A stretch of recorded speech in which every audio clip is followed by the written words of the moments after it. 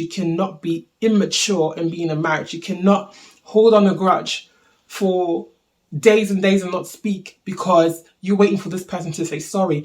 I'm sorry to say, but you're not mature yet. Marriage is not an avenue to make you happy. Hello, today's Resolute Christians. Welcome and welcome back. And if you're new here, I do faith-based videos. And if that is something that you like, do subscribe and join the remnants. 2022 has been the year of divorces, the year of breakups, relationships going away, going astray. And we have seen it in the blogs, we've seen it in the news, we've seen it around us. Every now and then, we just hear in news that this person's broken up, that person's broken up, and you just like, what is going on? Is it even worth getting married at this point? At the rate that people are just breaking up, it's just insane. The current statistics say that 50% of all marriages will fail. That is an enormous amount. Like 50%, like what is the point? If 50% of all people are just going to get divorced, like what is the point? Let's be honest. Like, Hollywood has given us this fairy tale of marriage. That marriage is just this blissful thing that get into and you live happily ever after. Like from like this thing, they're made like the goal is to get married to that prince, and then that's your goal in life, and that prince marries the beautiful princess, and that's his goal. And obviously, we've changed a little bit, and the family dynamic has changed drastically. Like with so many different family structures out there.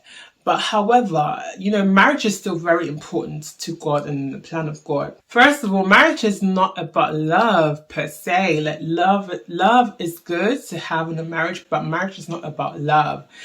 Marriage is an act of service. You may be so in love right now, and you might be even getting ready to get married, or you just recently gotten out of a marriage. Whichever stage you're at, you will later be able to testify that you don't always love the person the same way that you did on day one. Like, people change. You get to know the ugly parts of them that you never saw when you were courting them.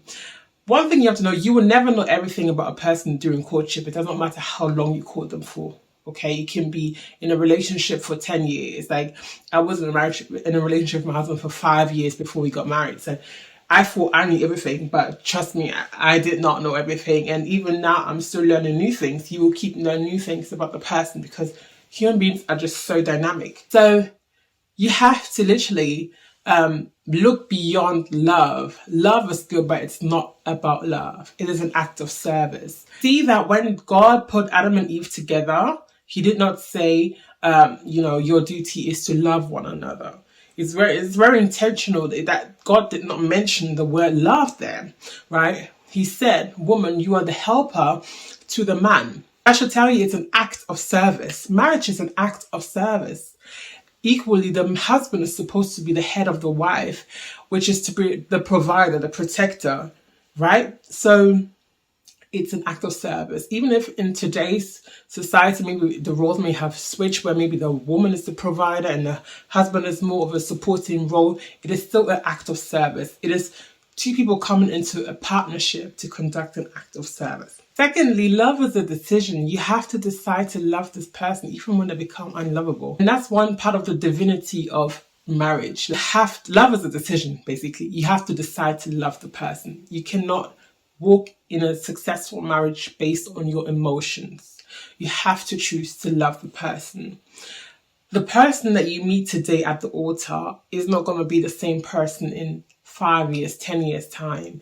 And that person keeps evolving and changing. You have to consciously choose to fall in love with the new person that they have become.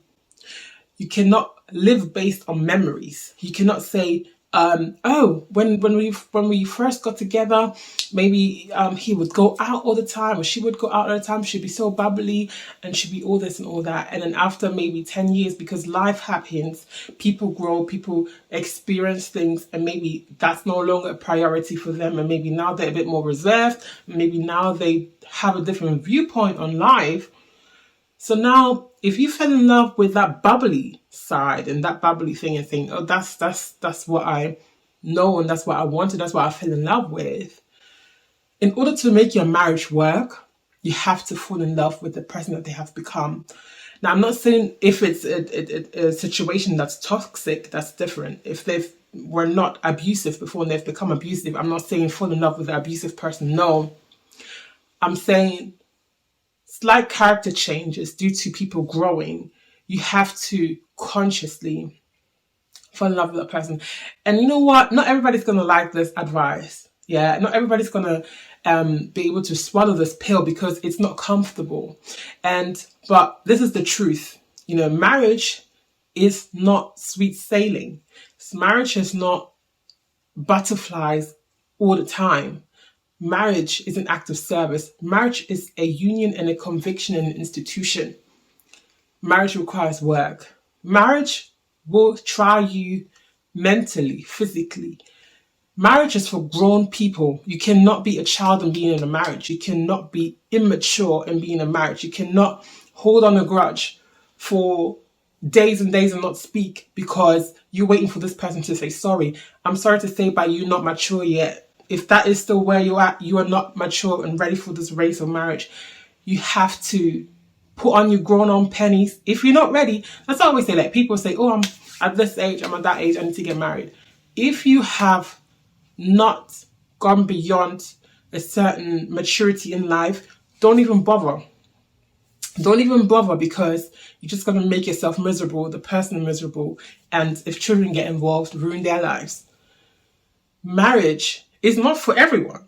It's not for everyone. It is a calling, and it's an institution, and it's a covenant. So really and truly, Disney and society has done us a disservice with telling us this marriage is this fairy tale. And that's what we see today. This is why the statistic is so high. People are bowing out as soon as they're not happy. They're like, oh, well, this is no longer working for me. I'm out. Like, I don't know why Cynthia and Mike broke up, but it seems like to be a very trivial reason. It was so fun. And obviously, we just want the best for you, my girl. Like, well, thank you. I think that's what it's all about. You know what I'm saying? This is my second marriage. I think that at the end of the day, it's all about just finding your peace, finding your joy, and I'm just going to keep going until I get it right. Anytime they ask her why they got divorced, she couldn't pinpoint a reason. It's just like, it's just time to make me happy. Marriage is not an avenue to make you happy. You have to be happy within yourself. Your partner is not going to make you happy. If he does, that's a bonus. It's a bonus. This is a hard pill to swallow, but this is the truth that some people don't tell people. They don't tell them the truth. They don't tell them the truth. And I believe I'm in this platform, in this place here to do tell the truth, that it is not about an emotional feeling. And the best thing you can do for yourself is take your happiness out of the responsibility of your spouse. Don't place your happiness in your spouse. If he doesn't give you gifts, if you're happy within yourself and he doesn't give you gifts, he doesn't maybe do the things that you want him to do, you are still going to be happy because you're happy within yourself. You cannot rely on your spouse for that. They have their own demons to deal with. You do your part. If it is to be a helper, be a helper. If it is to be the head, be the head. But everybody has to work on themselves. And also one thing I see is that people depend their behavior based on their spouse's behavior. That's another red flag, right? If you say, I'm going to be loving and kind, if this person does this and that, then I'll fall in line. If he finally comes home on time, then I'm going to have a ready-made meal. If she finally tidies up the house perfectly, then I'm going to give her gifts. Those things, again, are childish things. You cannot put your duties based on someone else's actions. One thing we have to remember is that God would judge us for our role in the marriage. If your spouse wants to be misbehaving and do their own thing, they are going to have to, just be able to answer to God. But you will also have to answer to God. Can you stand and say, well, despite this person did this and this, I still prayed for him. I still prayed for her. I still cooked. I still did this. I still did that. I still did my duty as a wife or as a husband. Marriage is a conviction. Marriage is an institution. And I want, whether you're single or you married or you divorced, I want you to change your perception of marriage. We hear a lot of the time, like these days, I hear a lot of people say, like, we don't want a marriage the way our grandparents used to have it. They would just stay in it and they would just be miserable because they understood that marriage is a covenant. That's why don't go into it if you're not ready for it. If you don't have full understanding of it, don't go into it. It is a covenant. It's a spiritual covenant that lasts all your life. All your life. When David killed Uriah and took his wife, God always referred to his wife as Uriah's wife. When David, when their child died, and the Lord would say Uriah's wife, even though Uriah was dead, he would never say David's wife. He would always say Uriah's wife. Why? Because spiritually they're one. Even though he's now dead, but that's still Uriah's wife in the sight of God. We know that when they asked, the Pharisees asked Jesus about divorce, Jesus said, yes, you can divorce, but you will cause that woman to commit adultery with any other person she marries.